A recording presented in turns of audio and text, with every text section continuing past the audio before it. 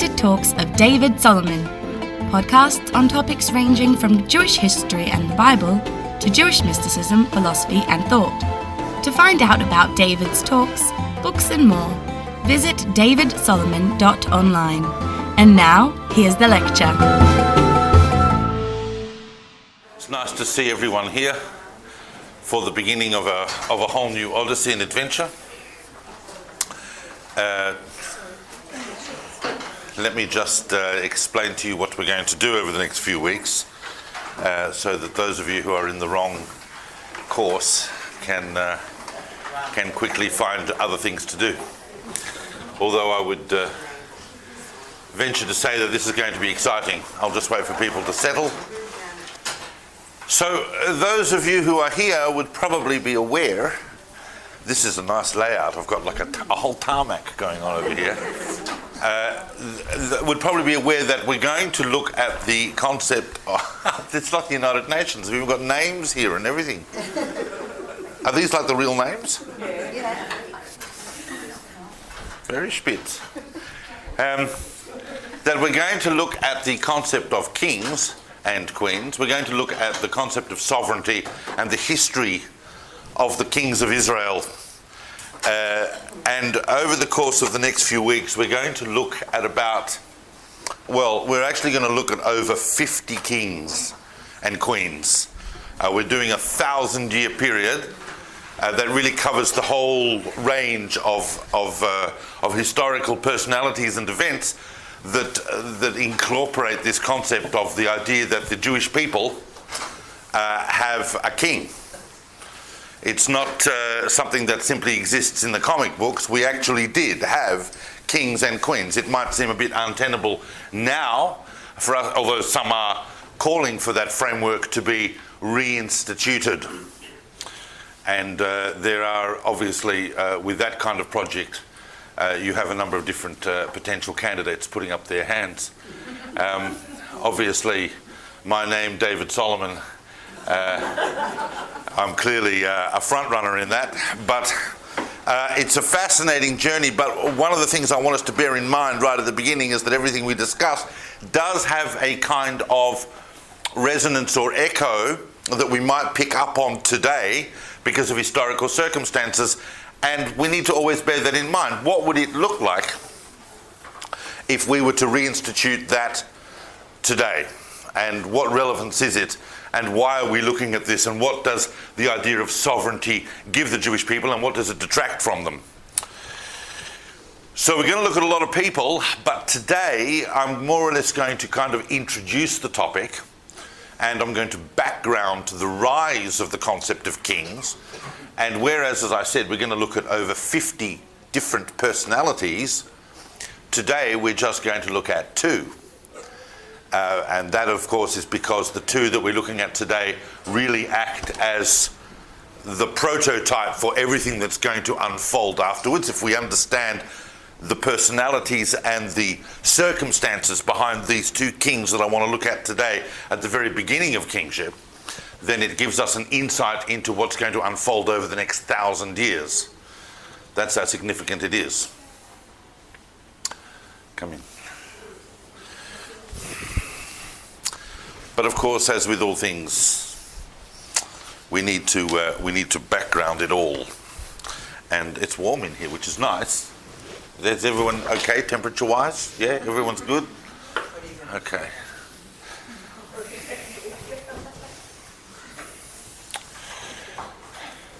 Now, obviously, our major source for our knowledge of the kings of Israel is, of course, the Bible, the Tanakh.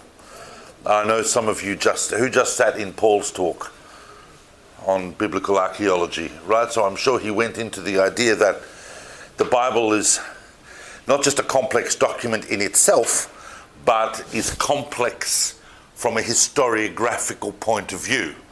The extent to which we are able to draw from the Tanakh an absolute picture historically.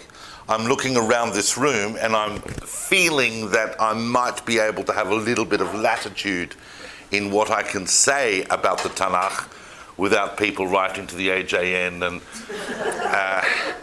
and saying that I'm, basically whatever it is that I am. Because the Tanakh is a document that can act as a historical guide. It's most certainly based on historical sources and is itself a historical source in many, many ways. But as scholars have realized, there are aspects of the Bible that we have to approach with a little bit more, a little bit less, what's the word I'm looking for? We have to be sometimes a little bit skeptical about its portrayal in terms of our reliance. What is amazing about the Bible, what is absolutely incredible about the Tanakh, is that it doesn't really conflict with the archaeological picture that we have. So there's nowhere where we say in the Bible, oh, that's obviously nonsense.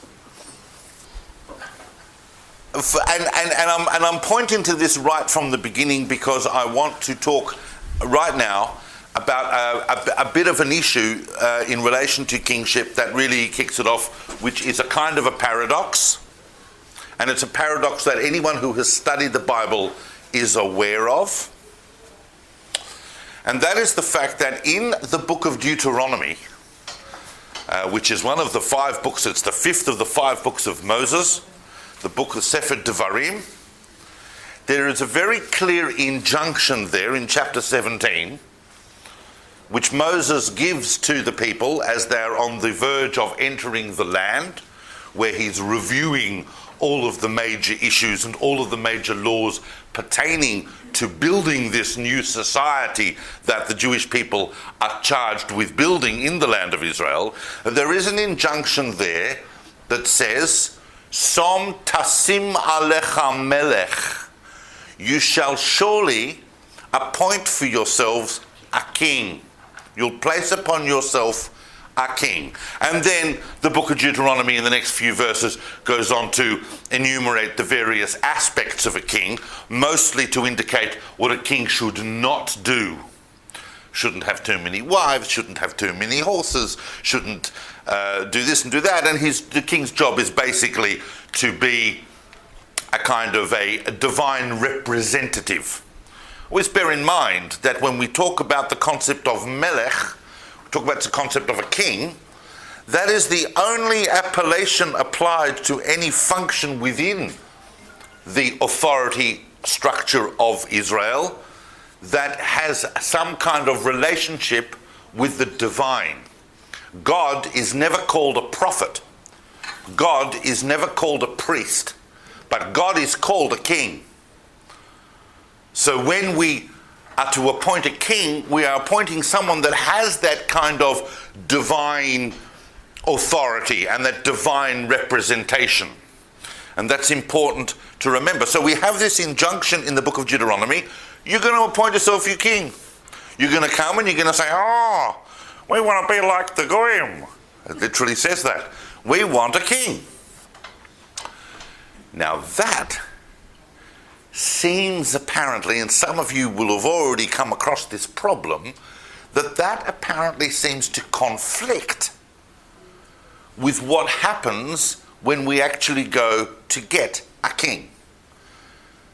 Because in the book of Samuel, which we're going to discuss in some depth today, when they go to appoint a king, the great spiritual leader of the age, Samuel, who you would imagine, if you are reading the narrative simply as it unfolds in the Bible, you would imagine that someone like the prophet Samuel has read the book of Deuteronomy, and yet when they come to him and they say, oh, we'd like a king, he says, you don't want a king? Why do you want a king? And he reads the call for a king as a rejection of divine authority, as a rejection of God. And that's a major kind of paradox that we have to kind of resolve. Many commentators have come along, and philosophers and thinkers in the Jewish world have tried to come along and resolve that. And I'm going to ask extremely politely if people could put away their phones, only because I find it incredibly distracting. Obviously make sure that it is, well, not off, but at least sound down. But I actually put my notes on my Do you really? Okay, okay then. Okay. You're tapping very fast. Okay, I understand that. I do have some schematic notes that I'll be handing out at the end. They won't be as good as the notes that you write. They're just basically a framework that I'm hoping that we'll get through. But I understand that. I'll let you continue. It's just, I was really, thank you for enlightening me on that, because otherwise I got a feeling that people are sitting here like, going on Facebook and saying, he's wearing a blue shirt today. Now, so this idea of divine authority is fraught to some extent, in the king, to some extent fraught with paradox, but we also need to remember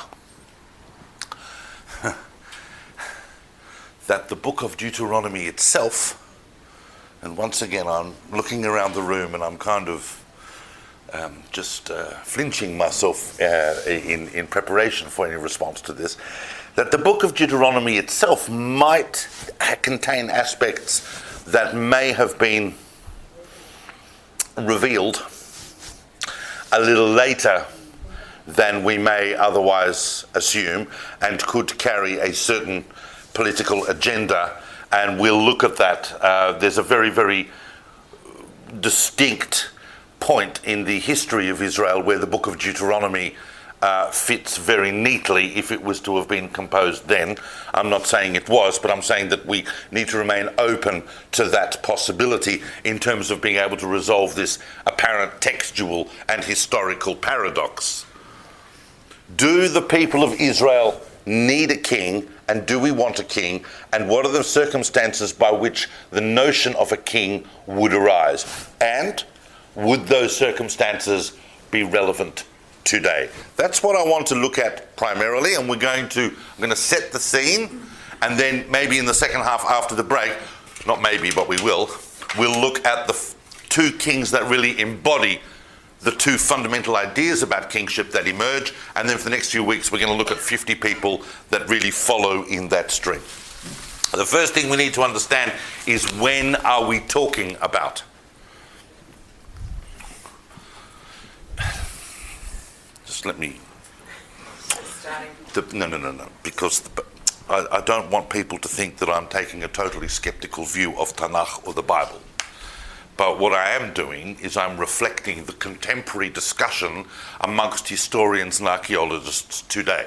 I'm sure you would be aware that there are two basic approaches to looking at the Bible as a historical source in relation to archaeology, in relation to the other sciences by which we understand the past. Either you use archaeology as your baseline, yeah? And you say, well, if it's not there, then the Bible made it up. That's the extreme view. Or you take the Bible as your historical guide, and I can tell you that if any other nation had any document anywhere near the Bible, they would be doing that. And you take the Bible and you go, well, the Bible talks about this place and that event. Let's go and find it.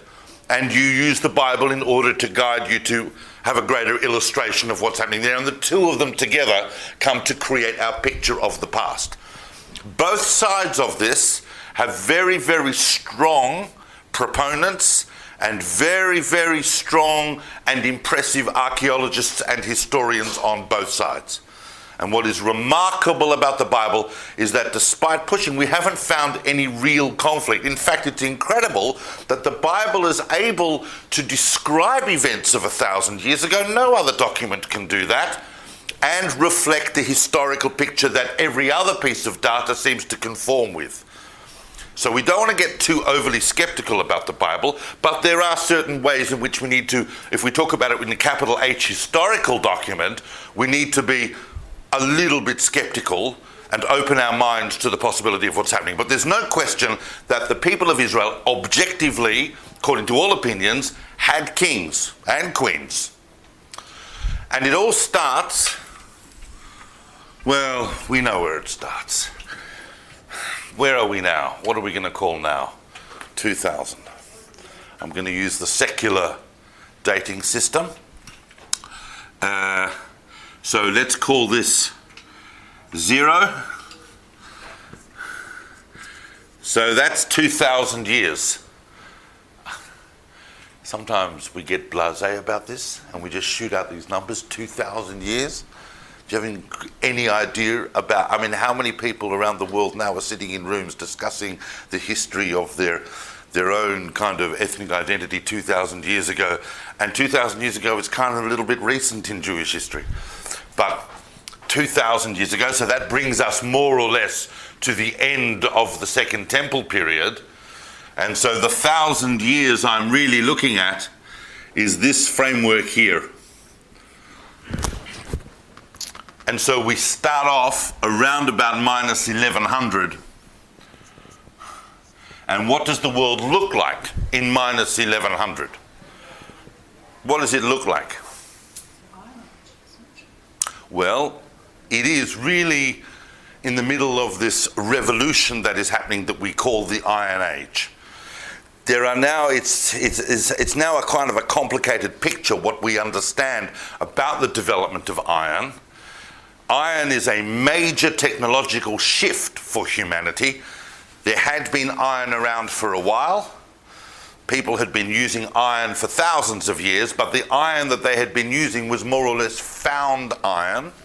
That is from meteorites and things like this. It was recognized as a very, very useful kind of element. It seemed to have features to it that made it more workable in some ways than a bronze, which had been the standard metal for a long, long time. Bronze being an alloy of copper and tin and was reasonably accessible and reasonably easy to make. Iron didn't seem to be able to be shaped in the same way, and the big technological shift that happens around this period is the ability to smelt it and to create the real technology in iron development is about kilns and about ovens and about how you get that process that can draw iron out to the and melt it to the point where you can shape it, and early experiments and successes with mixing iron with carbon to create very early forms of steel. And what that meant was that you could then very quickly and much more easier than bronze, you could actually equip an army with materials that would enable it to function very, very effectively. Now, what historians of this age will tell you and what we know, there's a lot that we don't know, but we know about why we don't know, if you understand what I mean. And what that means is that for there's a couple of 100 years period, 150, couple of centuries period, between about 1300, minus 1300 and minus 1100, where what historians, something happened, and we don't exactly know what. But historians refer to that period as the catastrophe.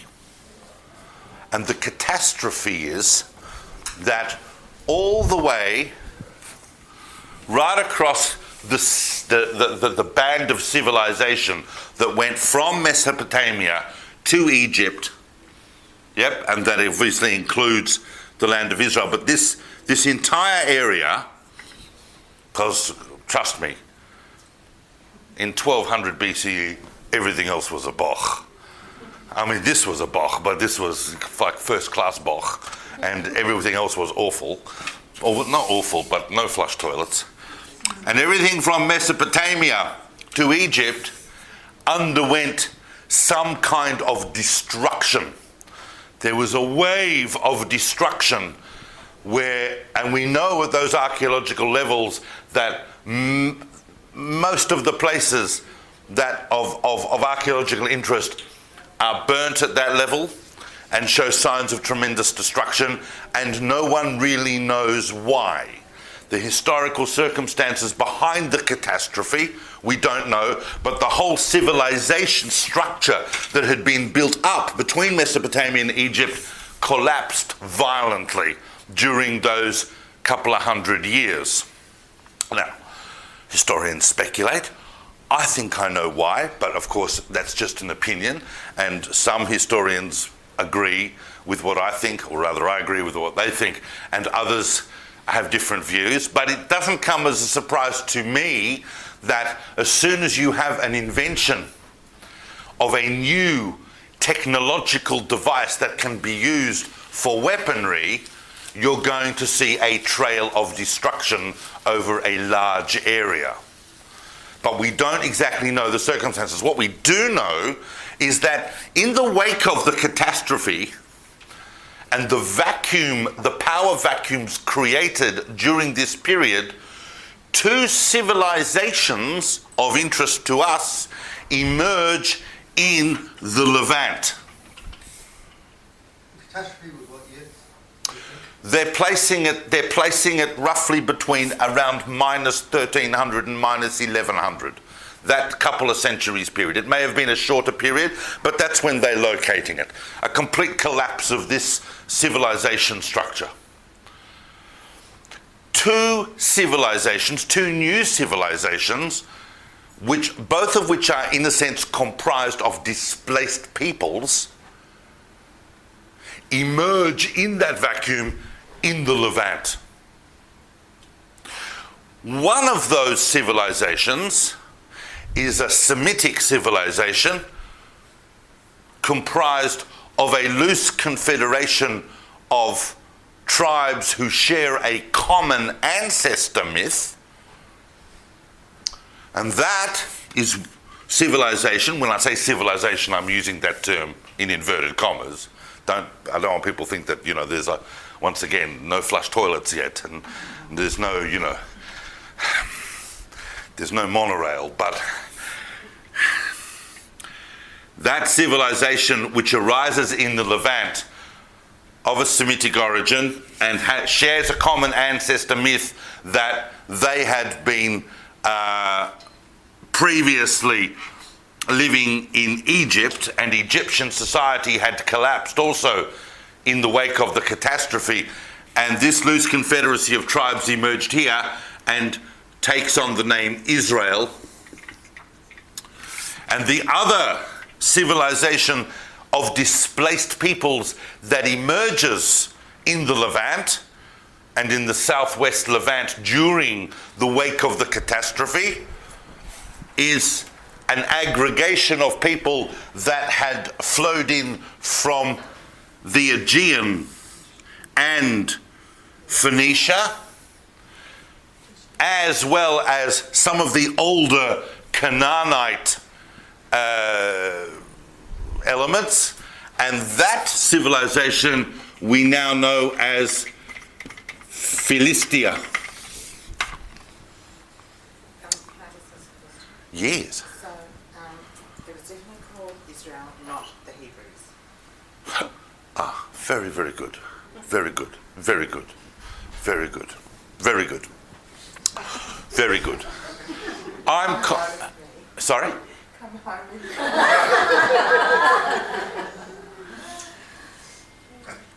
me. I'm using the term Israel because we call that civilization Israel. It may be that they adopted that name emergent from their own sense of their own mythical picture of what was happening, and that they may have referred to themselves as more in a term that might have been more in terms of Hebrews. They definitely had a distinct language and a distinct culture, and it was what we now understand to be Hebrew. And there are a lot of different theories about the origin of Hebrew and where that comes from and so on. And they may have even referred to themselves as the Egyptian documents seem to refer to them as the Ibaru. Or Judah? Judah is much later. By all accounts, we're not yet Jews. So we're either the Ibaru or we are part of this notion which we now refer to as Israel, which is a very important part of the whole ancestral myth. Philistia, but Israel was a loose confederacy of tribes that shared this common myth and language and little else. They also had, in a sense, a common religion, but that religion itself was complex and no one seemed to agree on what it meant. Well, exactly, which is not so different from today. Philistia, on the other hand, once it got itself organised, was a far more rigid and controlled structure.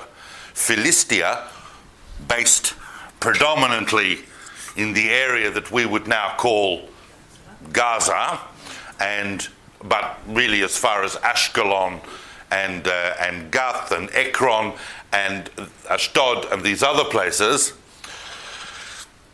created an entity that historians now refer to as the Pentapolis, which was a structure of 5 city-states that shared a common economic and military outlook. They were not a homogeneous people, the Philistines. There were elements of their culture that clearly came from the central Mediterranean, from the Aegean, and there were elements of their culture that came from Phoenicia and other places, with whom they had very, very good economic relations. So Philistia has some advantages, but it has some problems.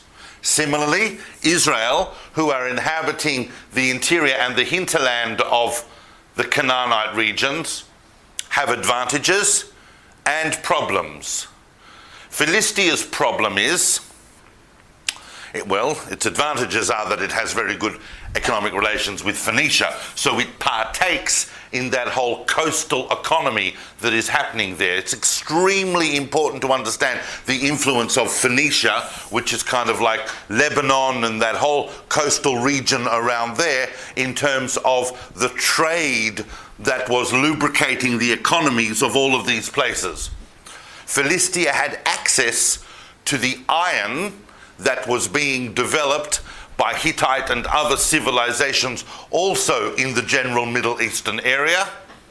And of course, Philistia had access to fishing, and they were a highly militarized society.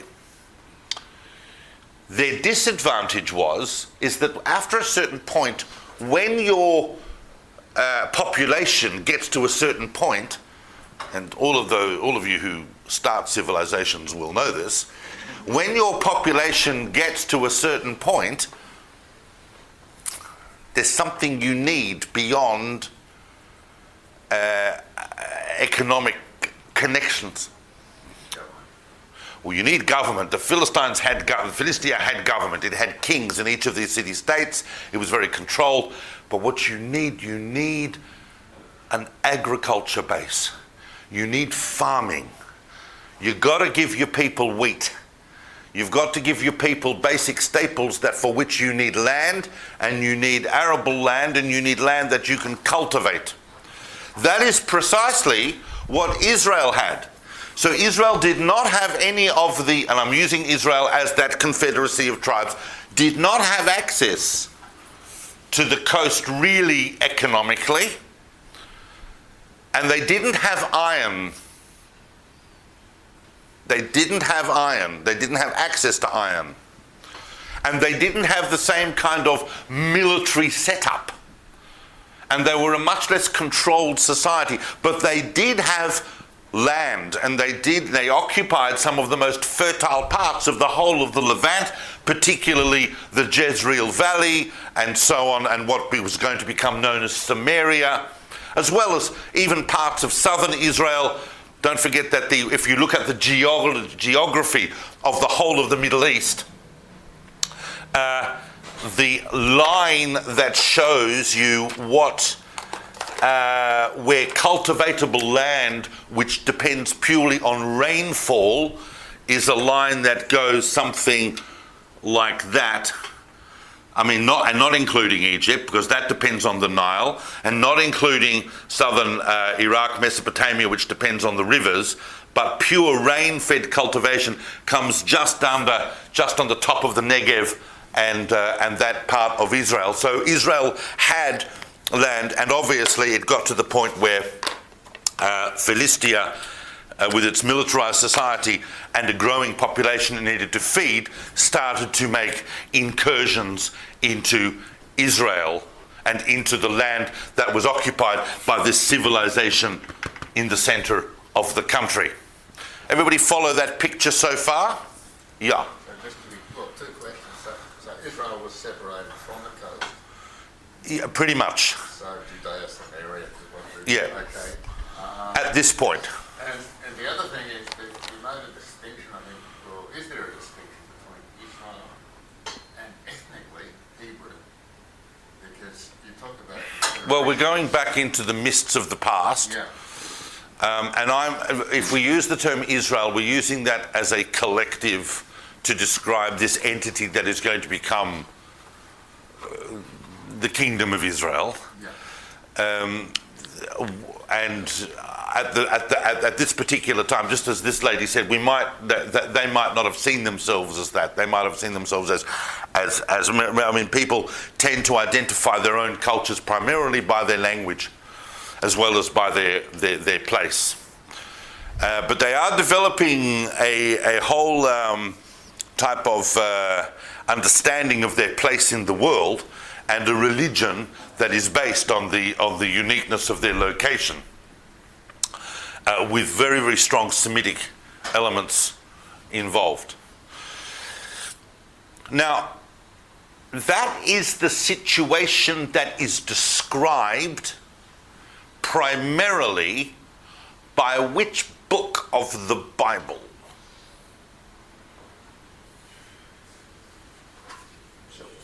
I thought that I would just get the answer from all of you going, and I'll go, oh. No. Please don't make me make everyone at homework read the whole Bible. Okay. That is the picture, the exact picture that is described in the book of Judges. That is the book of Judges' historical setting. That's what makes the book of Judges so remarkable, because first of all, the book of Judges is one of the oldest texts of the Bible by anyone's account, but it seems to describe exactly the historical picture that we now understand of this area. Now, in the book of Judges, it'll tell you again and again and again that everything was basically a balagan. Everyone was doing what they thought was the best thing to do. There was no centralized authority. The book of Judges tells you again and again, Ein melech b'Yisrael. There's no king in Israel. There's no central authority. Ish hayashar be'einav ya'aseh. Everybody was doing what they thought was the right thing to do in their own eyes. And there were crises and there were dramas. And this collective entity kept getting threatened. Philistia is not such a big entity so much in the book of Judges just yet. There is an uneasy alliance that has happened. There is a period in the time frame described by the book of Judges, which deals with a couple of centuries, where there is an uneasy alliance of subjugation between Israel and Philistia, and a kind of a military rule where Philistia actually has military outposts stationed in Israel. But for the most part, this confederacy of tribes we call Israel is dealing with entities that they are entities more to the east and the south that are causing them grief, and the north to some extent, and when that grief happens, each tribe is dealing with it in their own way and under their own circumstances, sometimes in cooperation with a couple of the other tribes, but mostly they are seen as localized events.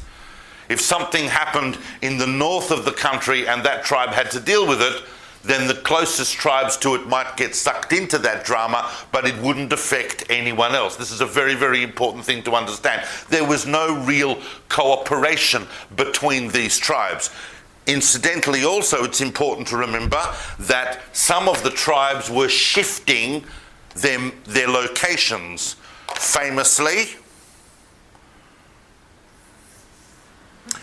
well, famously, the tribe of Dan, which was originally located down here near Philistia, and basically were driven out by the pressure of the Philistine expansion and went all the way to the north and captured the city of Laish in the north of Israel and reoccupied their tribal grounds there. So there was a constant state of flux. This picture that is portrayed in the 5 books of Moses about the tribes going into the land of Israel and everyone's going to settle their own allotments and sit under their grapevines is a nice picture, but it didn't necessarily work out that way under historical pressure. There are some significant tribal entities that are emerging, and we are going to get some strong tribes. Out of the 12 tribes, we're going to get some strong tribes that appear to have more clout than the others. Notably, and the 2 that emerge from that period are the tribe of Judah, who are located in the south of the country, and the tribe of Ephraim, who hold basically the fertile Jezreel Valley. Jerusalem, at this stage, is not a Jewish possession. It is not a possession of Judah. It is not a possession of Israel. It is, in fact, a Jebusite stronghold. There is an uneasy alliance with the Jebusites. They were allowed to retain the city fort of Jerusalem, which in the center of the country, not an easy place to conquer, and basically everything was happening around it, and the Jebusites were located there during this period. Now, yeah. That was Yevus, isn't it? Yevus, yes, exactly. Do we know approximately how many people might have made up a tribe? Just to get It's a question that can't answer, but it's difficult to answer. Do we use the figures that are projected by the Bible? And sometimes the Bible uses figures that are sometimes open to a little bit of skepticism. Not saying that it's not impossible. I mean, I have a feeling that in future generations, some historians might look at the figures that are produced by our generations and call them exaggerations, right? When we talk about 6 million Jews dying in the Holocaust and so on, and already people start saying, oh, really? Those numbers? So when the Bible tells us, that 75,000 people are wiped out in a battle, we can say, really? But the fact is that we don't actually know that those numbers are wrong.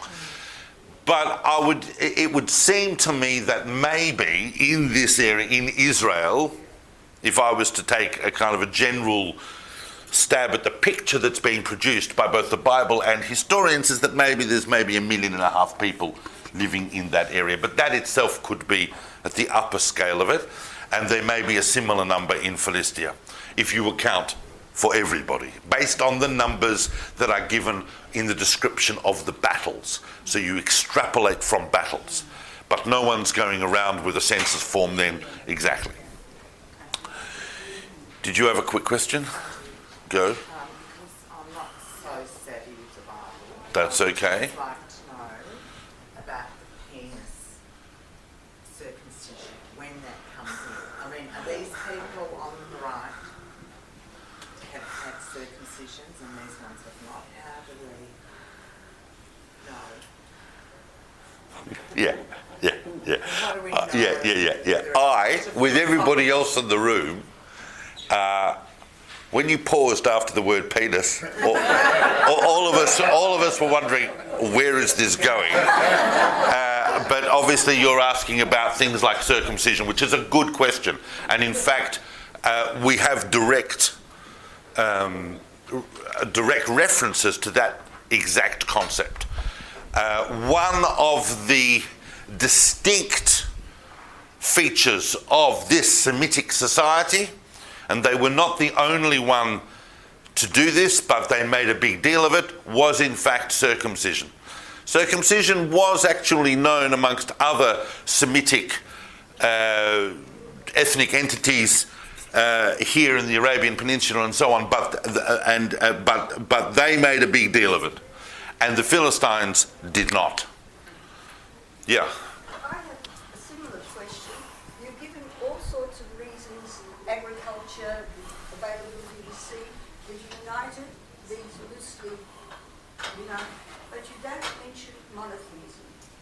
So I would have thought that all the monotheists were on one side and the polytheists were on the other side, but you haven't mentioned that, has anybody? I haven't mentioned it, but I've thought of it.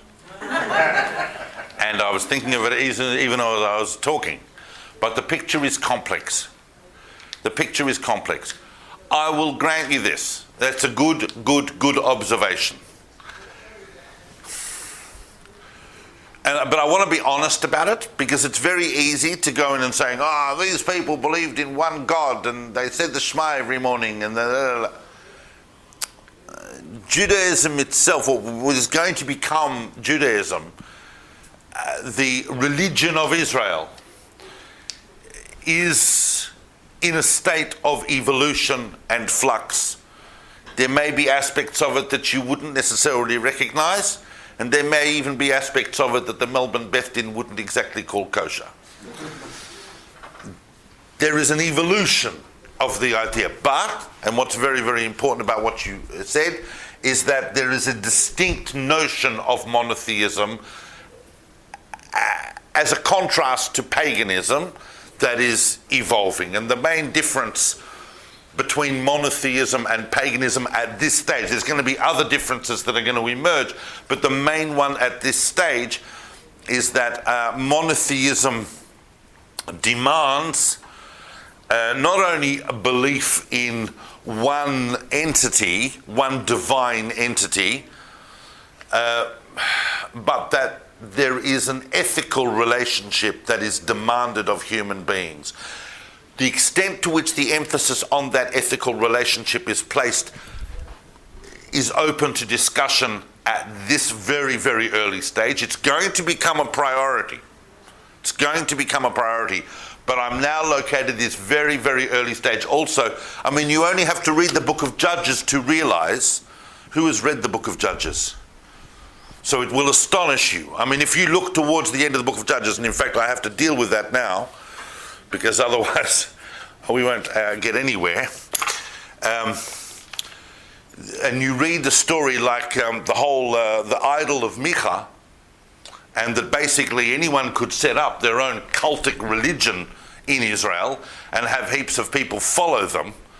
Now there was a spiritual center for an emergent picture. There was a spiritual center. Actually, it's very, very good you raised that, because towards the end of the book of Judges, you start to see a coalescence of this idea of monotheism. And there was a cultic center for the main divine entity that Israel saw as its guiding God. Remember that at this stage, we're not yet even at the stage where God is the only God. God is simply the greatest God, and that's the one God, and worshipping idols is pointless. But the... Pointless and forbidden. Sorry? Pointless and forbidden. Pointless and forbidden, yeah. And the cultic center is emergent in a place called... Where is the cultic center of the religion of Israel? Where they are worshipping this one God. It's not Jerusalem. Jerusalem is a Jebus. It's not Samaria. No, when I say it, you're all going to go, oh. It is, of course, Shiloh. Oh. Now,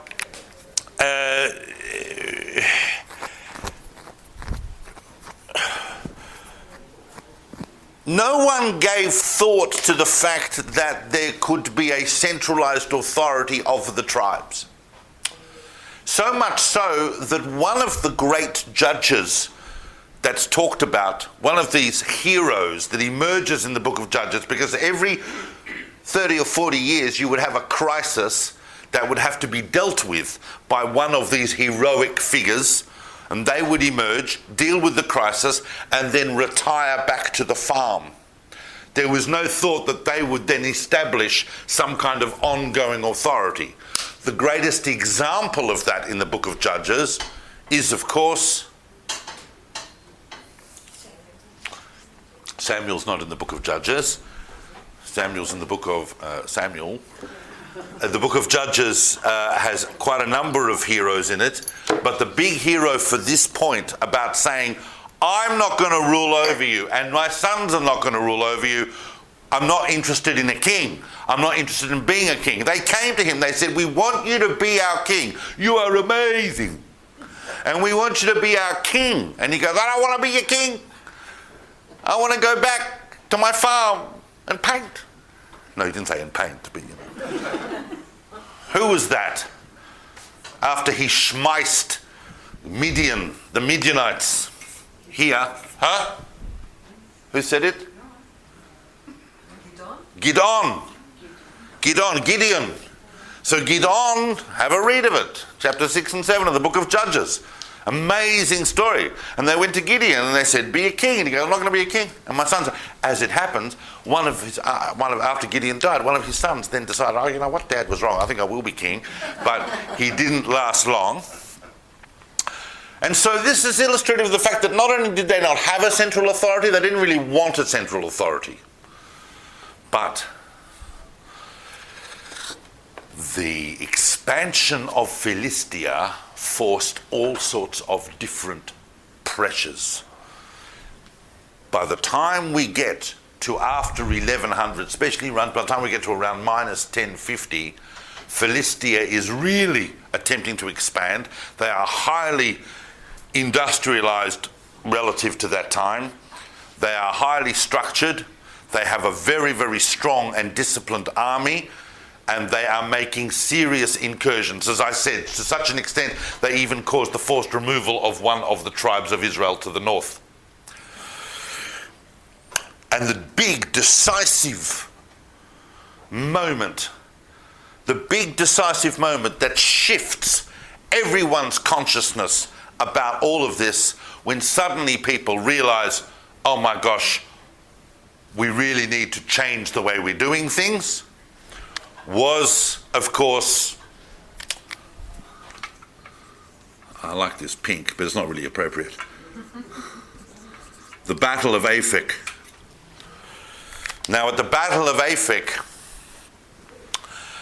this is after a couple of hundred years of Israel surviving these types of incursions from neighboring tribes, but the Battle of Epochs, which is one of the great decisive battles described in the Bible, and we do have some archaeological backing for the events of the Battle of Epochs.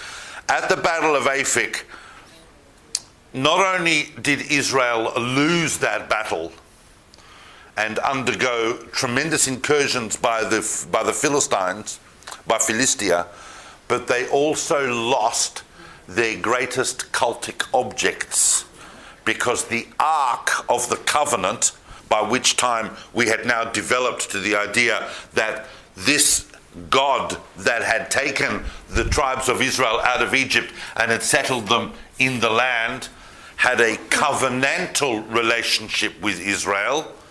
This is what I was saying before. In the early stages, we're still in flux, but now we seem to be developing a unified theology about this, and that was embodied in the cultic mode of worship in Shiloh with the priesthood, and they had an ark, and in the ark of that covenant contained the tablets of the Ten Commandments and other very, very sacred objects, and that was often taken to the battlefield and was a rallying cry, but also a huge psychological, and it was, and if you read the Bible embellishes it a lot, but it was almost like a kind of a spiritual technology, almost like a weapon that allowed It emanated some kind of energy that allowed Israel to vanquish its enemies. But at the Battle of Epochs, the Ark of the Covenant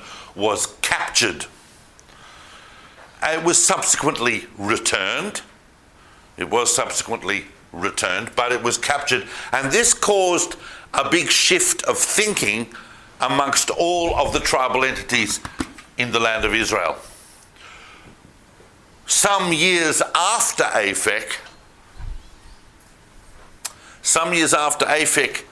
is when the Philistines are on the move again, and by this time, authority, spiritual, this is a very, very important moment. That's what really happens as a consequence of Epochs.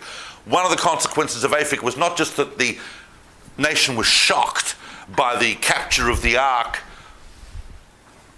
but that we see the decline of the priority of the institution of the priesthood.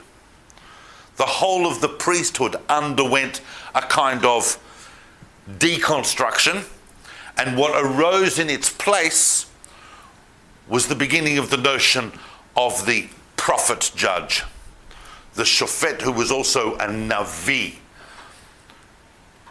kind of like an oracle, kind of like someone who could conduit divine wisdom, who God spoke to directly, a bit in the mode of what we understand from Moses.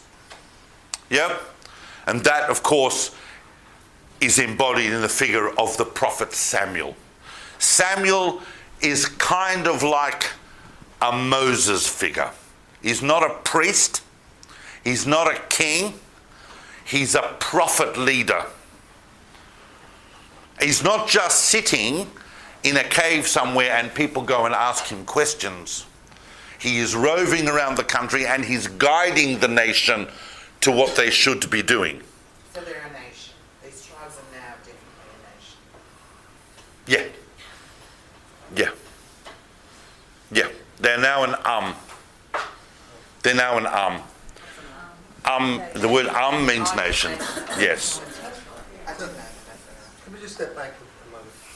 So, the concept of Abraham and the timing of Abraham, is there any historical basis around that in the concept of magic here? From where that was? Because at that time we're told that there were many kings, and battles between kings. So was the concept of kings present much earlier and then disappeared and was replaced by a more... When you say the concept of kings wasn't around, That's what I'm asking. even if we look at Abraham historically, there's no concept of kings. There's a concept of kings in the book of Genesis. There's a concept of kings in surrounding nations. Abraham is fighting kings. Right, But exactly. So when was that in this timeline? oh, in this timeline, that is 600-700 years earlier. I'm saying, so there were kings. There were kings, but not kings, not kings of not kings of Israel. No, but we were talking about the fact that there was the Philistia. What didn't have... Philistia didn't exist in the time of Abraham. Yep. Just go on. I'm really wanting to understand your question. Yeah, what I'm saying is that subsequently, by the time we're talking about here, we've got a political system that exists of tribes and governance without kingship. Correct. But previously, there was a concept of kingship. No, that's what I'm saying. You just said, you're saying 300 years before. No, 600 years before there were kings, but not governing Israel, not governing. There were just. Not there, but in the surrounding area. Oh, in the surrounding area, even now there are kings. There are kings in Philistia. Philistia has 5 kings. That's what I'm saying. There were kings. In fact, there were kings all over. In fact, I'll even go further to underscore your observation, is that the Confederacy of the Tribes of Israel were the only entity without a king. That's the unique Yeah, thing. in fact, that's the unique thing. Yeah, that's the unique thing. And that actually is a very important underline to what I'm about to talk about, because that's the very, very point made by the prophet Samuel, who had already gathered the people. Some years after Epochs, the Philistines were on the rise again, and he gathered them proactively at a place called Mitzpah, which is very important to understand, Mitzpah. And that's the second big battle against the Philistines. And that is a cultural, religious, spiritual, national, psychological turning point. Go and read that, because the gathering at Mizpah is where Samuel says to them, we can only survive if we are united, and if we are united behind God. And if we are united behind the idea that what we really share is an understanding of our destiny, our covenantal destiny in this place, and that we really are guided by God to be here, and if we just unite and believe that, then we will be victorious against any enemy. And following this incredible gathering of all the tribal leaders and all the major representatives of all the tribes at Mizpah, they then head off to the battlefield and they schmeiss the Philistines, and the Philistines don't really raise their head for some time. They do again, they will again, but they are subdued for quite a while. And in fact, the Philistines decide that they are never going to invade Israel again so long as Samuel is alive. Samuel acted as a conduit for that. So between Epochs and Mizpah, and this is the big things I want to point out, because I'm hoping that some of you will go home and read the Bible and see this, is that is the key point. Very, very quickly. Can I bring up the issue of intermarriage? As there's always been, there must have been intermarriage between Israel and Philistia. There's no such thing as intermarriage in those days, because everybody was intermarrying. In other words, it wasn't a concept like. But this would have been an issue of unification. Look. There's no question. The people of Israel were endogamous. Yep, that means that you married within the tribe, you married within the nation. Yep. But marriage itself was of a slightly different perspective. I can't go into this in too much detail. Sorry? There was an issue 500 years later with Ezra. That's when it becomes critical. That's a totally different point in history 500 years later. And that is where Ezra comes back from, Persia, Babylon, and finds a whole lot of people, all these guys have married local girls, and said that's not on. But here we are in such a state of flux that sometimes we have to be careful not to project kind of our Gen 17 findings back onto the ancient Israel to say, they were intermarrying, because marriage itself was a kind of a different thing.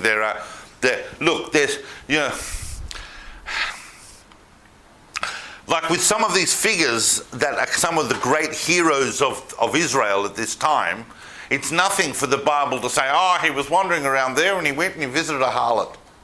Right? Like, could you imagine that? I mean, just reading that about, do you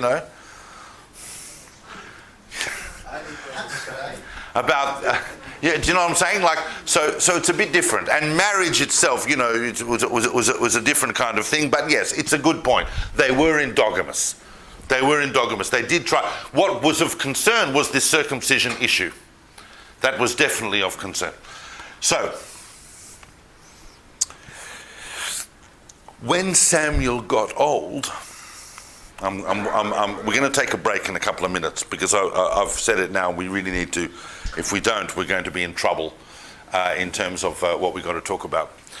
But when Samuel is old, the elders of the tribes approach him basically and say, well, you're old. What's going to happen now? You have managed to unify these tribes under the authority of God and under the authority, spiritual and ethical authority that you carry, because you're a great person and you lived through it all. Samuel lived through Epochs, and he lived through Mizpah, and he lived through all of these tumultuous events. But Philistia is not getting any weaker, and we are still not coalesced properly. We still don't have access to the various technologies we need. We're still underdeveloped, and we're still, in a sense, militarily undisciplined and underunified. We actually think that this whole setup that we have, where we don't have a central authority and we don't have a king, might not work going forward. And we need a king. And we need a king just like all the other nations have a king. And the primary role perceived by the elders of Israel who approached Samuel for a king, the primary role was someone to lead us into battle. Yep. We need a monarch. We need someone who's we can march under and is going to unify the tribes and lead us into battle, because that's what all these other nations have, and that's what makes them militarily successful. And Samuel's response to that is the great paradox that I spoke about at the very beginning. Samuel's response to that was one of tremendous offense. He saw that as a complete rejection of Israel's divine destiny. You are, he said to the people of Israel, a totally unique national entity in the world. You do not have a flesh and blood king, because your king is God. And all of the awful things that a king is going to do, he's going to do to you, to the point where you're actually going to cry out to God because of the afflictions that your own king is going to put on you over the course of the next 1,000 years. And you don't want a king. Trust me, you don't want a king. And it's true. The whole concept of king, this is not Samuel, this is me. The whole concept of king is really a kind of conceptual error. And it creates a loop in history that the whole concept of the Messiah is really designed to close. The Messiah's whole point is to close the whole program of king. So the Messiah is the last king, and then we can move back to the pre-Samuel entity, but doing it properly, because we have a complete relationship with the divine, and we do not need a representative. Look at all the things that have emerged from the concept of a king. Not just abuse of power, but entire theological offshoots from Judaism based on this concept of king, of Messiah, of representative, of substitute. This is Samuel's big argument. It was not simply a political argument of the time, of the day. It is a huge theological argument. And God says to Samuel, you're right. But don't take it personally. They're rejecting me, says God, not you. So built into the Bible itself, plain, right there in the text, is God saying a king is a rejection of the divine at the same time that it's a representation of the divine. Very quickly. How do you then come to terms with the idea of Abraham and God? I mean, albeit that God appointed Abraham and he wasn't a king, he was still a leader.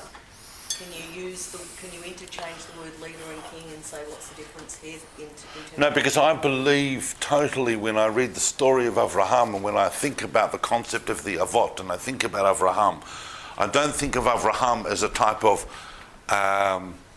imposed authority figure.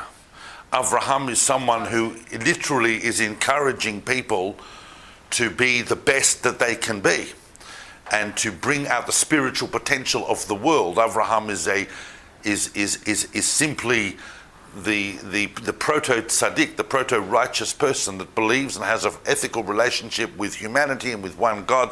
That's why Abraham becomes the father of all Abrahamic religions. He seems to be the only person in the Bible, to some extent, and also Moses as well, that is able to balance this concept of power. Most human beings can't deal with power, and Abraham does. Abraham is not an imposing power figure. Yeah. Was there no Samuel's successor? Did he not plan for the need for this? No. Well, his sons were corrupt. And that's what the Bible tells them. They went to him, they said, your sons are just not at your level. And he had not given thought to that succession. I'm sure he did think about it, but he didn't. You know what I'm saying? He just... There were no more prophets. Oh, there were plenty more prophets. But in his age, they wanted... and we're going to look at prophets. In fact, we're even going to look at more prophets today. But they wanted a military figure. They wanted a ruler. They wanted someone that impressive, that would go out and lead the nation unified into battle. All right. We're going to take a short break now for 5-10 minutes. It's 2:30 finish. And therefore, I have just made an ad hoc decision that because obviously... I try, when you're speaking about such a massive topic over 6 weeks, the big key, as you can imagine for me in the last few days, is thinking about this, is to really try and structure it. And I got a little ambitious with today's talk. And so I'm going to cut back. So the notes, when I hand them out at the end, you'll see what I was wanting to talk about. And we'll have to leave till next week.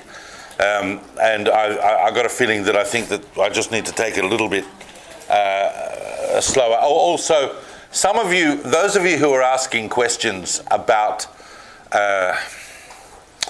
how the picture that I'm presenting matches up against the kind of accepted narrative that we have, should realize that I'm trying to tread a path here that ameliorates between that accepted narrative and the actual historical picture. And one of the advantages of that is that things are going to happen in the narrative that we're going to unfold historically that creates tremendous questions and surprises if we go into that period with some kind of accepted normative narrative from today. Do you understand what I'm saying by this?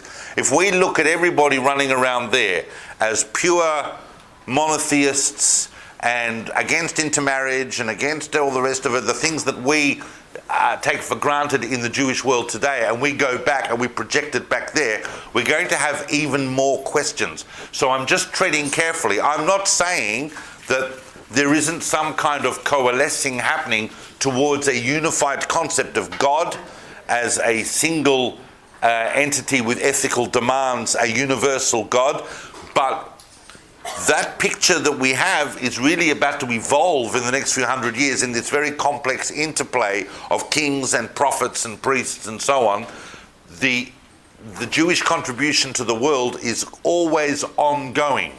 We've never just arrived at it. We are a continuum in the world. And this is where a very, very kind of crucial phase in that development. But very quickly. Israel, I just struggle with the fact that you put the word Israel there, not the beginnings of Israel or the beginnings of Jerusalem. Because that's very quickly going to become Israel. So it's that part I'm taking from. If I had my kids here listening, but it's like you've given a title because you know where it's going, but it's not really Israel yet. 1100 BC, 1300. No, but Israel, the concept of Israel is part of their common myth. Okay, so concept of. But Israel is not the country. Don't get confused with Israel, the country. So it's Israel the people. It's Israel the people. Okay, well I'll add that just so that we. Okay. The reason I'm not adding it is because when I say the word Israel internally to myself, I think of Israel the people. I don't think Israel the country. Israel happens to be the state of Israel since 1948 is a country like Australia is a country, but the concept of Israel until 1948. But if my kids were here sitting here, they would struggle with that. That's all. Yeah, well, then if your kids were here, I would explain to them that there's the people, right? So you know what I'll do for you? I'll make you happier. I'm going to put this, Yisrael. Yisrael, the people of Israel. Yep. But I can tell you that when you open history books, they'll talk about Israel, right? The nation. Yeah. Like the people of Israel can be in exile, and they're still called Israel. They're nowhere near, where Jewish people living in Melbourne are Israel. Now,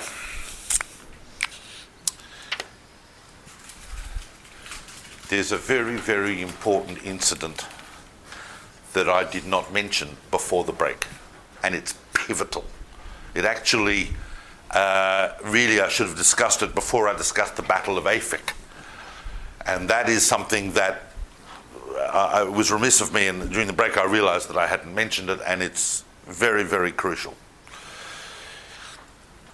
Within this loose confederacy of tribes, there is a very complex interplay and dynamic between those tribes.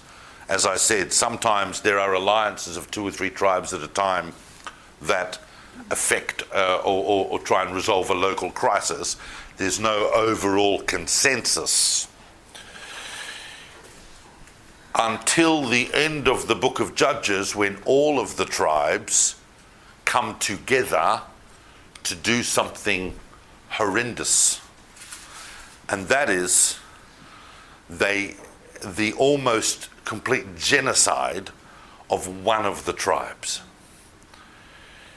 And that is actually, incidentally, probably not only is it the first time that the tribes all come together to actually do something as a unified project, that's 11 of the tribes getting together to wipe out one of the other tribes, but it's also probably the first instance of social media that we see in history. Does anybody not know what I'm talking about? You don't know? No, good. Who does know what I'm talking about? Okay. We don't have time to go into the incident, but there was a horrendous incident that happened in a place called Gibeah, or Gibeah in English, which was located in the tribal area of Benjamin. And a woman was very, very brutally assaulted and killed by a whole group of people, and her partner, who was also a victim in this situation, sent parts of her body to all the different tribes and said, look at this horrendous thing that has been perpetrated in Benjamin. And so all of the tribes coalesced to demand the perpetrators be brought out and killed and face justice, and the tribe of Benjamin wouldn't let them go, wouldn't give them up. So all of the tribes unified and came to Benjamin and almost wiped out the entire tribe. There were a few hundred men of Benjamin that survived, and they were able to continue the line of Benjamin, but Benjamin suffered an almost complete annihilation. This is a very, very significant thing. In fact, so much so that the tribes were a bit concerned about what had happened and subsequently tried to repopulate Benjamin and tried to find wives for these remaining few Benjamite men, and they actually, you guys, the book of Judges is very brutal. They went to the one town that had not participated in the war against Benjamin, and they wiped out the men of that town and got the women to wander through some fields, and the remaining Benjamite men would simply jump out and grab them, and that was seen as a very just and reasonable way of solving their marriage crisis. That town is very significant. What town was that? I've got a whole other board here. What town was that? That town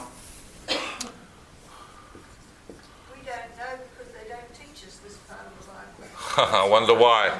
That town is Yavesh Gilad, which you'll see written in English as Jabesh Gilead, Yavesh Gilead. All right? That was the town that the women were taken from to repopulate Benjamin. It's a significant town, and you'll understand why. And that's at the end of the book of Judges.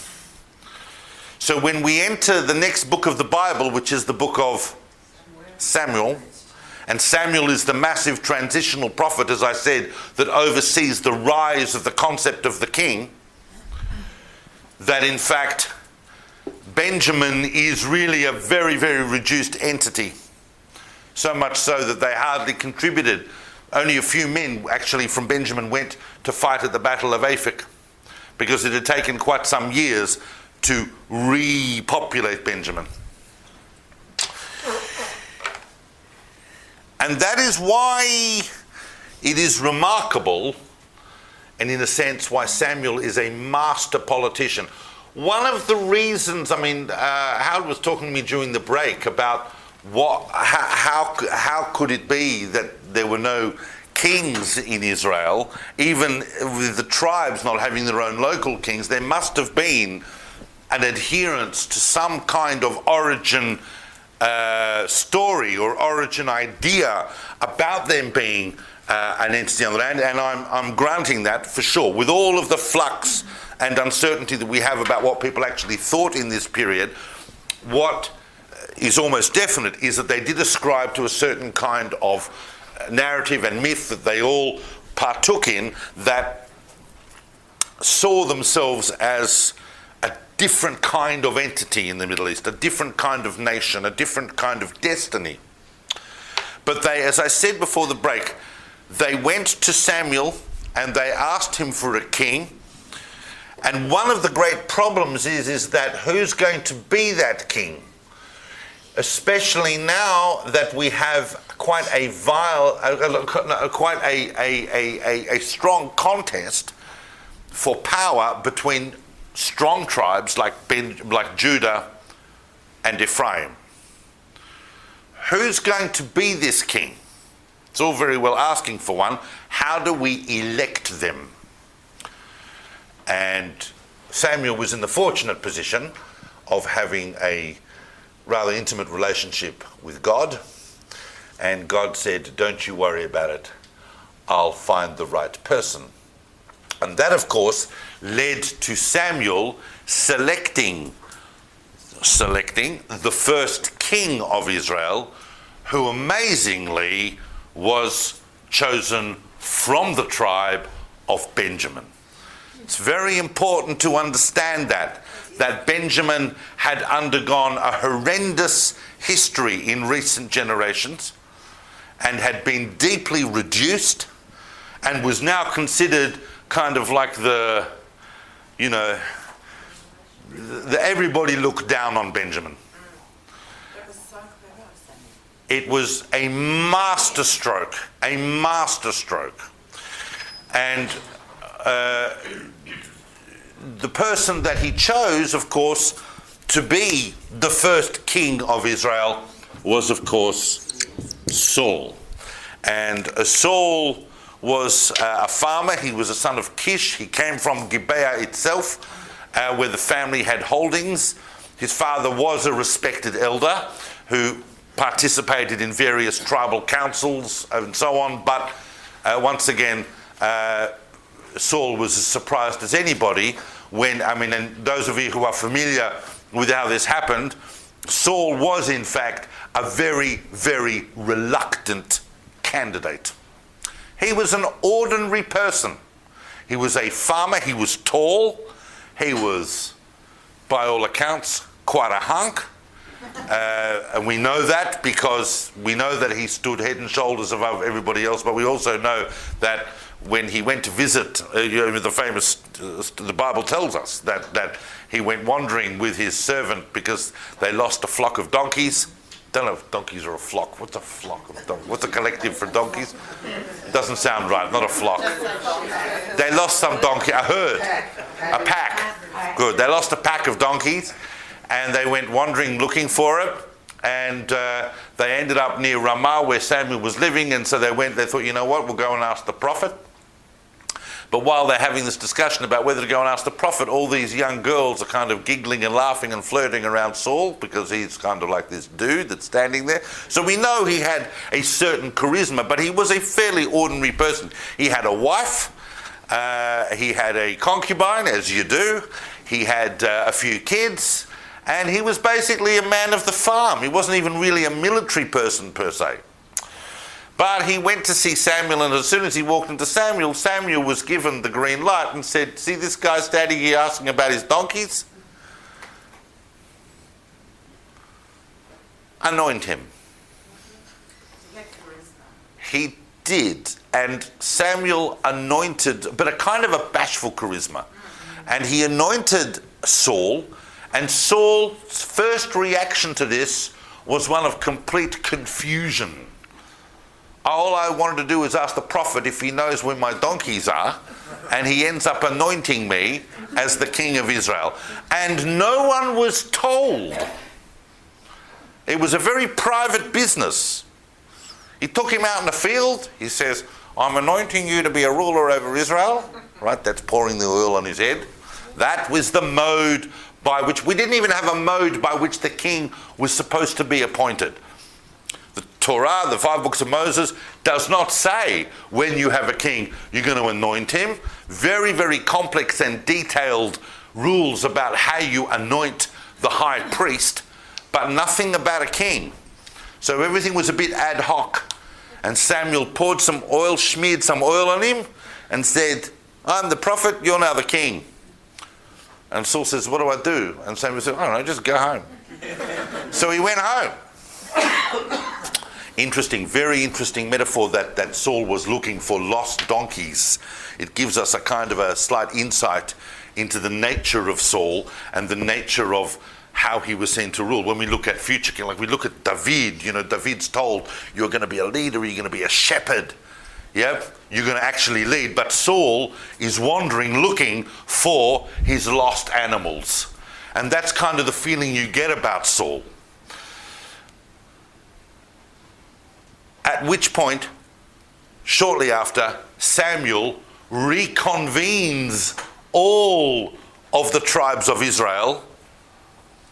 Where? Shiloh? No, Shiloh was destroyed. This is after Epoch. This is after Epoch, and it's after Mitzpah. He reconvenes them at Mitzpah. Very important. He reconvenes them at Mitzpah because Mitzpah represented that whole unity of the tribes that had won that war against the Philistines. Yep. He reconvenes them at Mitzpah in order to announce the king. And everybody, the whole nation is standing there going, tell us who the king is. And Samuel says, it's actually a guy that I've anointed from the tribe of Benjamin called Saul the son of Kish. And everybody's going, okay, where is he? And he couldn't be found because he was hiding. Saul was hiding amongst the baggage that people had brought to this conference. Imagine a massive conference in a hotel to announce the king of Israel, and the candidate is like out in the lobby somewhere hiding in a closet. So they brought him out, and he's taller than everybody, but there's a lot of people going, no, bare man. Like, really? Like him? And even then Saul doesn't know what he's supposed to do, so Samuel goes, here's your king. And they go, okay, there's the king. You asked for a king, gave you a king, now what? No one knew what a king of Israel is meant to do. I'm not exaggerating. Read the Tanakh, read the Bible, you'll see. He doesn't know, no one knows. So in the absence of any other plan, he goes home. He goes home, goes back to his farm and just hangs out. Historically, is there any concept of the Kohen Gadol at this time? We're not seeing it. And the reason we have to assume from that, the whole institute of the priesthood is going to come back. It's definitely around. In fact, we're going to see a whole interaction with priests, and we're even going to see a high priest. But at this point, really, when you look at what happened to the house of Eli and so on at Aphek, and the loss of the ark was a tremendous loss of prestige and authority for the priesthood. They had gone into some kind of institutional sublimation. It's somewhat surprising that Paul didn't appoint a new kind of God as opposed to a king, coming from his context. Yeah, but that's but it's not even raised in his discussion with them back at Ramah when they had come and asked him for a king. He doesn't even say that. I think that Samuel himself had an ambivalent relationship with the priesthood. Samuel, remember, had grown up in Shiloh and had seen priests firsthand and realised that priests were functionaries of the altar and functionaries of the sanctuary, but they weren't necessarily the people you want to trust with power. So there was no Mishkan at this time as well? No, what's Mishkan?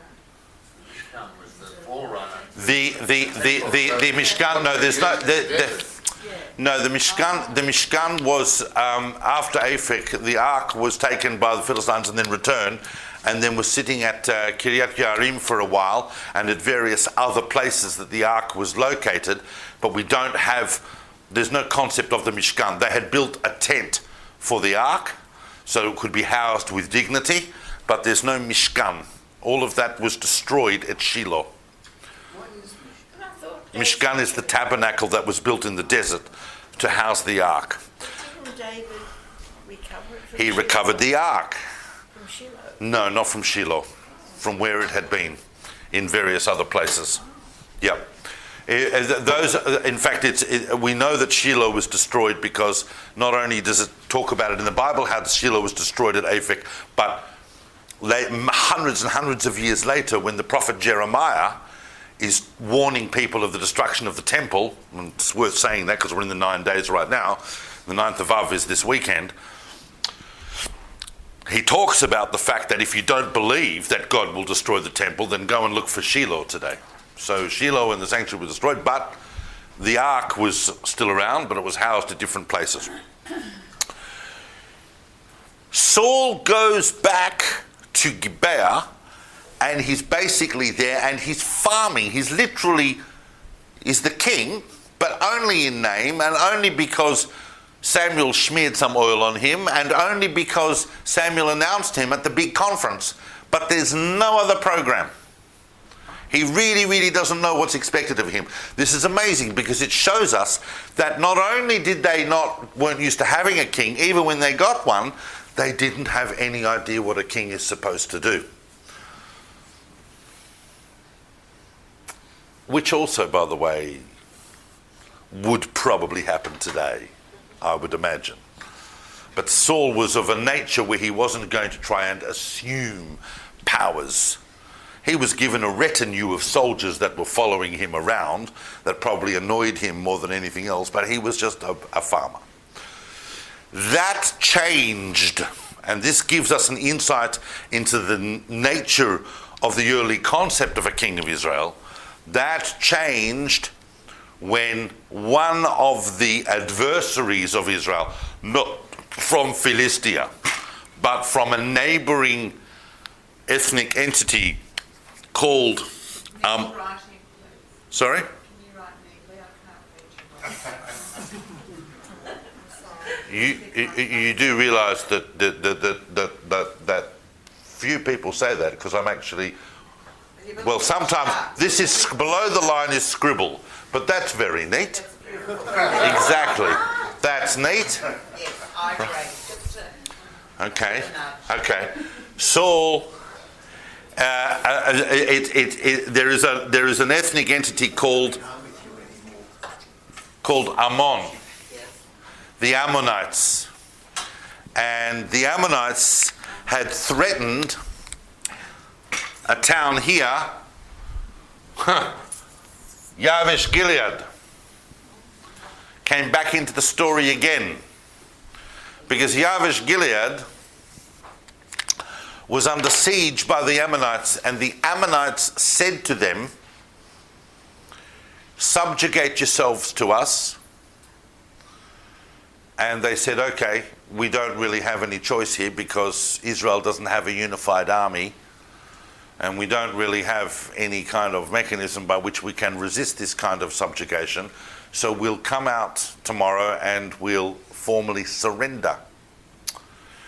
And the Ammonite leader, in classic style, as is so often the case with the hubris of corrupt leaders, said, yeah, you're going to come out tomorrow and surrender, and then I'm going to remove an eye from every single one of you as a sign of your subjugation. This was a obviously horrendous, barbaric threat. And they said, well, okay, can you give us a week to think about that?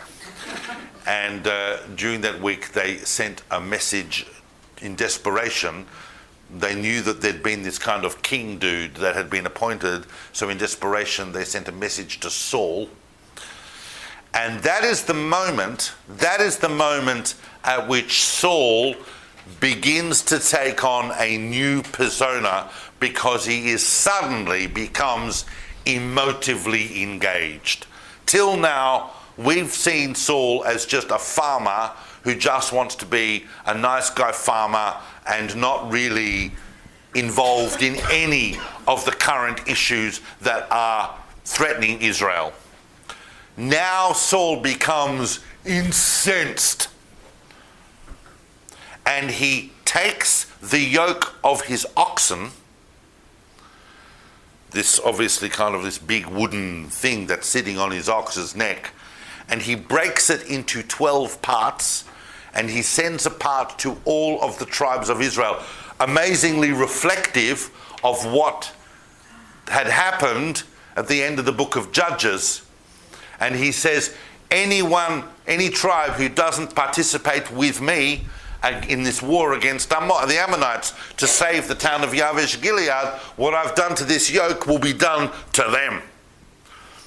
And whereas the Ammonites had an army of 30,000 men with which they were bullying this town, within a few short days, Saul turned up at Yavesh Gilead to face the Ammonites with an army of 300,000 soldiers, and completely overwhelmed the Ammonites and smiced them within a few hours. They were history. Yes. That is the big turning point in Saul's kingship. Following that, Samuel says, let's all reconvene now, because I think you've seen what you need to see. They reconvene, and this time they did not go to Mizpah, but they reconvened at a place that is going to become kind of like the Westminster Abbey of Israel, the place where so many of the kings of Israel are going to be crowned. And that is Gilgal. And they convened at Gilgal. Now, it could be that Gilgal is called Gilgal because it relates to the word Galgal, which means a wheel. And it may well be that it was a kind of a huge circular area in which all the tribes sat around this massive circle, and in the center of it, the prophet anointed the king. And that is Saul's big anointment. It doesn't happen until after he has shown the effect of the king in providing a unifying military force.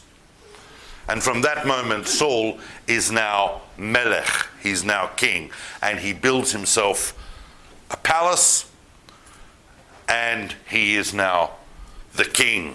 It's a completely different person after the war to recapture Yavesh Gilad. Where's the palace? I believe that it's Givat Shaul, but also in Ramah. I think also he built one near Ramah. Yeah. So is there archaeological evidence for Gilgal and Yavesh? Yes. Yeah, there are archaeological evidences for these places. Certainly for Gilgal, they've done some archaeological. These places, but not necessarily these events. There's nothing conflicting with these events in the archaeological records that we have. But no, it's not like there's a rock that says, "Hi, I'm Saul, I was here," and you know. Now, those of you who've read the book of Samuel will know. Oh, it's Robert Groner. Those of you who've read the book of Samuel will know that Samuel is a very, very complex. Not Samuel. Saul becomes a psychologically complex figure. He does have a series of successes as a military leader. He does manage to unify the tribes. He does give the nation of Israel a sense of focus, a leadership. He is a strong leader, certainly symbolically. He sets up some basic infrastructure as well that Israel had never had. And one of those was a sense of structure and discipline to the army. Who did he put in charge of the army? If I say these names, they're important. Who was in charge of Saul's army? That became a new pattern. That became a new pattern that gets carried over to further kings. The king was not official. He was the head of state and he was the ruler, but they always had a general that was leading the army for them. And in Saul's case, it was his cousin Abner. Abner was the head of Saul's army. He went about creating a larger army of reservists and a specialized, smaller, professional army that would deal with most issues. They would only bring in the nationwide army if it was needed, but all the tribes sent young men to be a part of Saul's professional army so that they all had a representation in it. These things are important. We take them for granted, but it's very detailed the way that it's described, the way that Saul sets up the army. But that's basically what Saul was. He was effectively, at the end of the day, a military ruler, because those were the concerns of the day.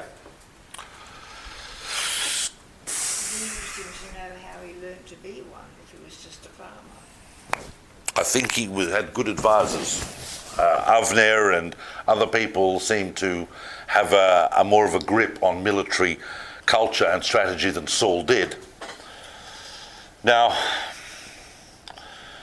Saul's reluctance gives place to Saul's role as a unifying military leader.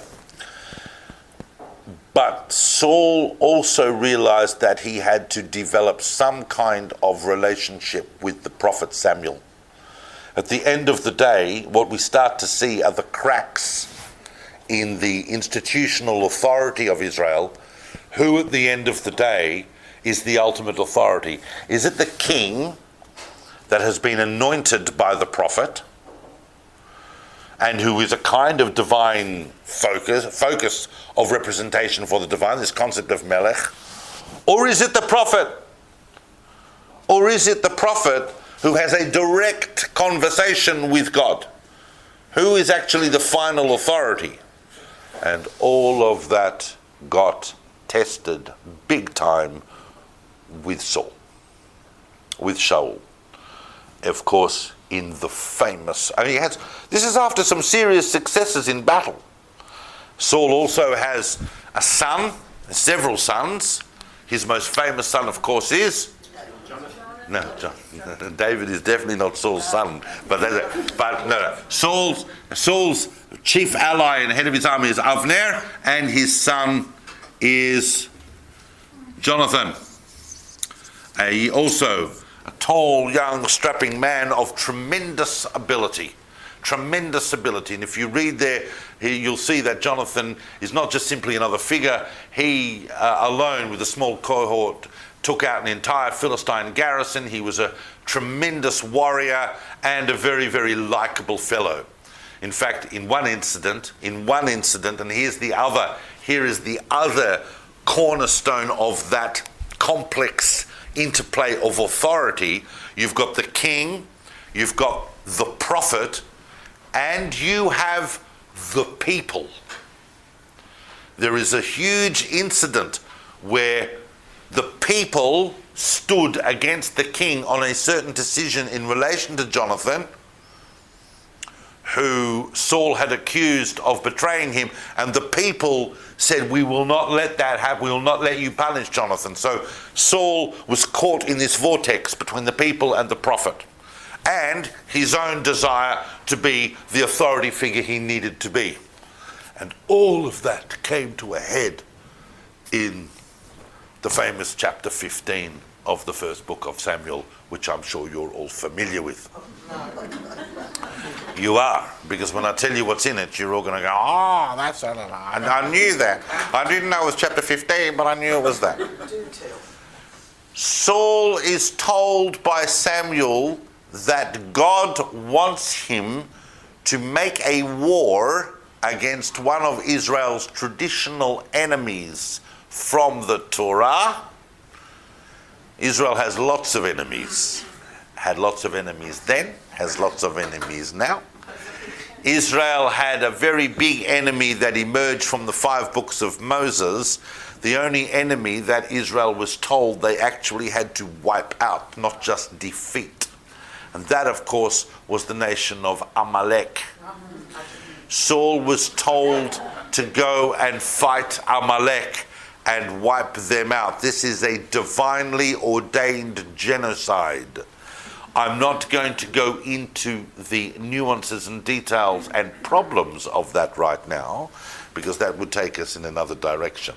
It's not a simple business, and you can't just do it off your own bat, can you? You need a prophet to tell you that. Nevertheless, Saul was told, and it's very clear from the text that just as we sitting here in the Jewish Museum in Melbourne today might have a problem with that, Saul also had a problem with that. It wasn't that simple for Saul, but he was told by the prophet he had to do it, so they went and did it. And they wiped out Amalek. Well, certainly sections of it, because we're going to see Amalek keeps coming back. So they obviously didn't kill them all, but they wiped out a whole section of it, except for the king. And this is a tremendously enlightening episode in the book of Samuel about Saul's kingship. Saul spared the life of Agag, the king of Amalek. And in a way, Samuel's anger when he discovers this is kind of understandable. If you are given a divine command to genocide, to kill everybody, then you got to kill everybody. You can't kill everybody except someone that you have a personal relationship to. Saul saw Agag as a king and said, well, everybody else, yeah, kill him. But, the dude's a king. I'm a king. Would I want that happening to me? So, kings have got to respect each other. So he kept the king alive. He also kept all of the cattle and livestock as well, which is also corrupt in a way. No one is saying that genocide is what people should be doing. But if you are on a divine mission or genocide, then you compromise that if you're going to say, well, except for my mates and except for the livestock, I'll kill everybody else. So when Samuel turned up and heard the bleating of the sheep and saw Agag sitting there, and Saul said, no, Bemet, he's a king. Really, I've killed everybody else. Really, do I have to kill him? That is the moment, of course, where Samuel decided that Saul was no longer the right person to be king. It was a massive test of obedience to divine will. Now, we can look at this and we can say, well, Samuel is the representation of God. And in fact, if you are reading it from a rabbinic perspective, and if you are reading it from the perspective where the winners of history are the prophets, then you would side with Samuel's view. If you were reading it a little bit more cynically, you might, or not even cynically, but but to look a little deeper, you might see inside that episode the beginnings of this struggle between these institutions of prophecy and kingship. Samuel's real issue was the fact that the divine authority for the war against Amalek had come through Samuel, and that Saul had compromised it and disobeyed it. When Samuel rebukes Saul, famously, he then turns around to leave. And Saul, realizing that he had screwed up, lunges forward to grab Samuel in some kind of desperate apology, grabs his coat as Samuel is leaving and rips it. And that is the point at which Samuel turned around. I mean, you ripped the prophet's coat. You don't want to do that. And Samuel turns around. This is, by the way, after Samuel had taken Saul's sword and sliced off Agag's head with it.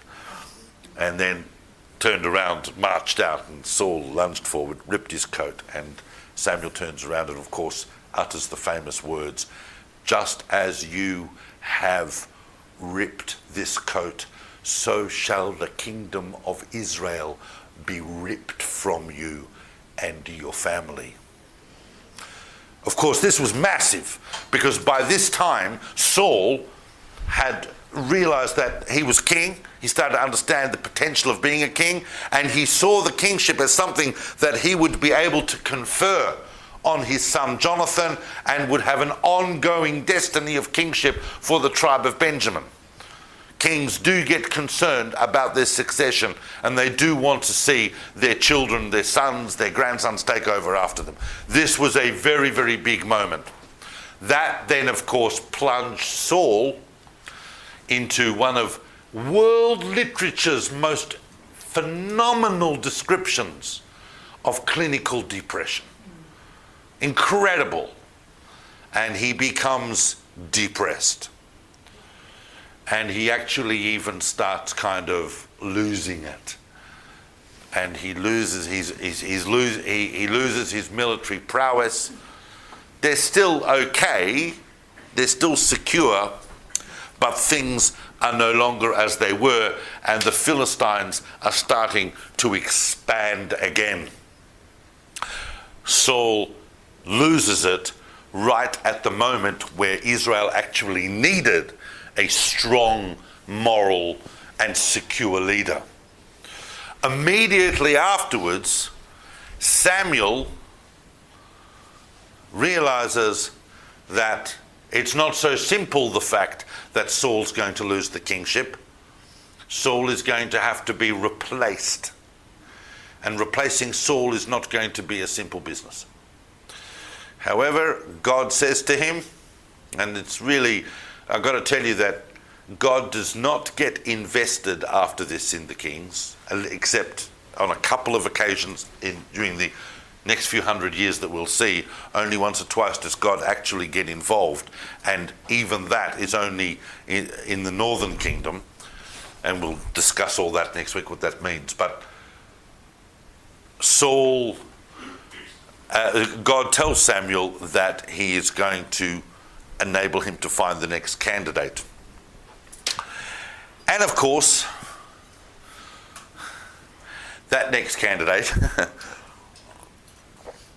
is someone equally oblivious to the concept of power, because he is a young boy from a shepherd from a family in Judah.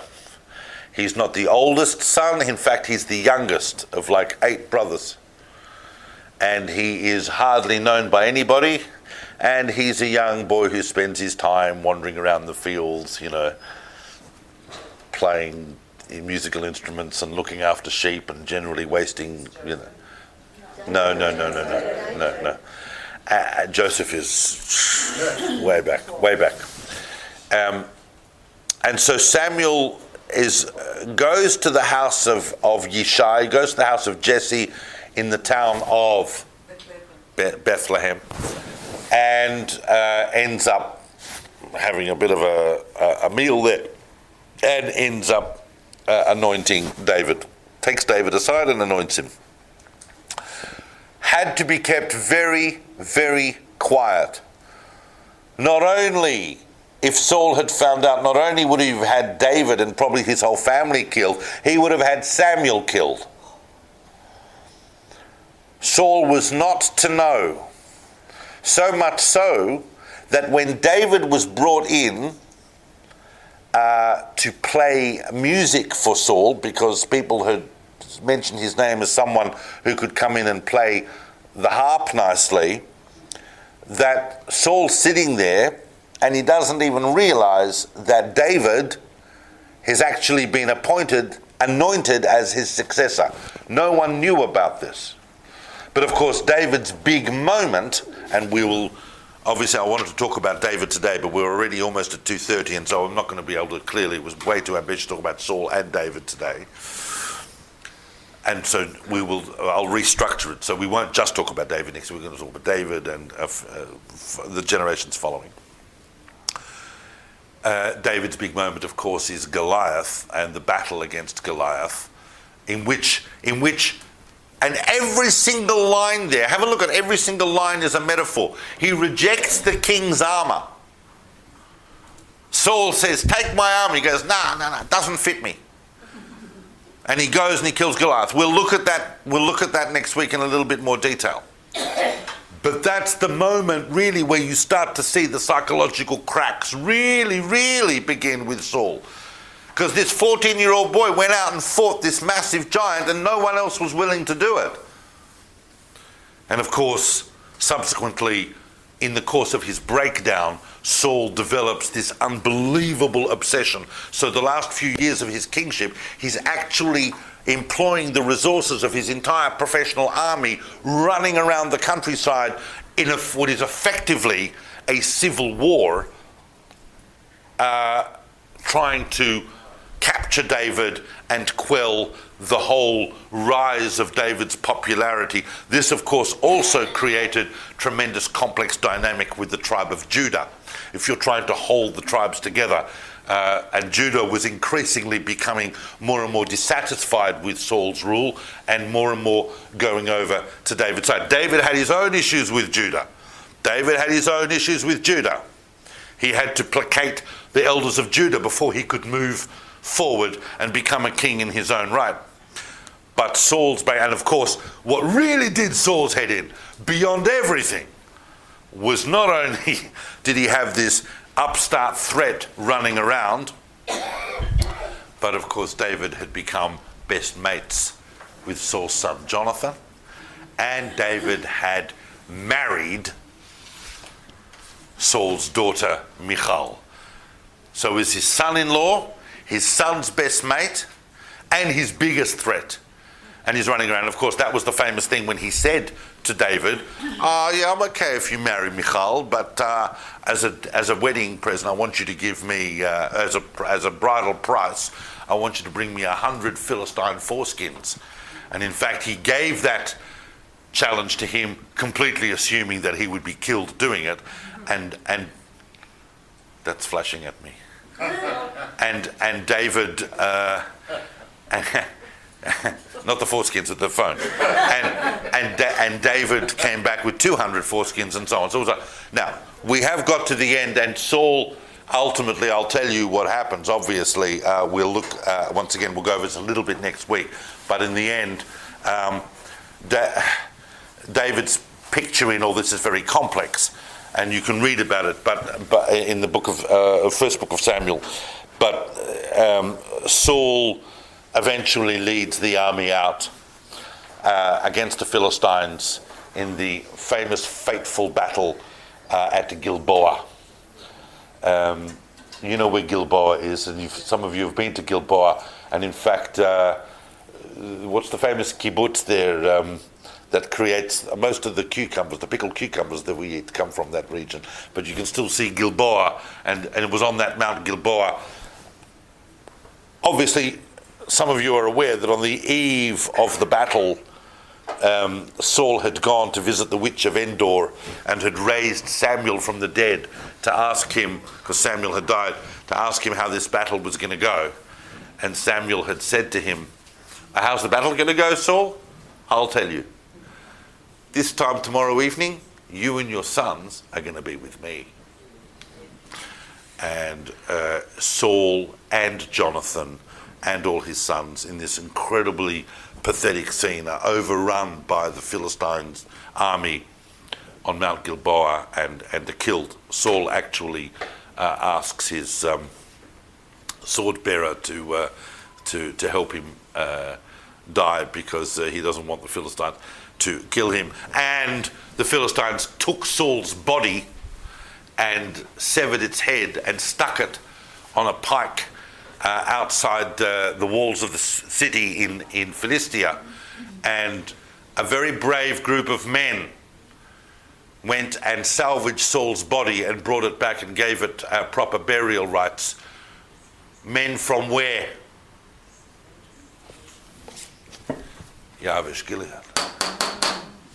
The whole thing is connected. Yabesh Gilead was the very, very first town that Saul had saved to establish his kingship. You've got to go. And at the end, they are there for Saul and so on. So we will continue that next week. I'm sorry that my structure got thrown out a bit. You'll see that if you do take the notes, you'll see that I've covered most of it, but I was going to talk about David. That was too ambitious. So we'll do David and beyond next week. But the next 6 weeks, we will cover all of the 50 kings of Israel. Yeah.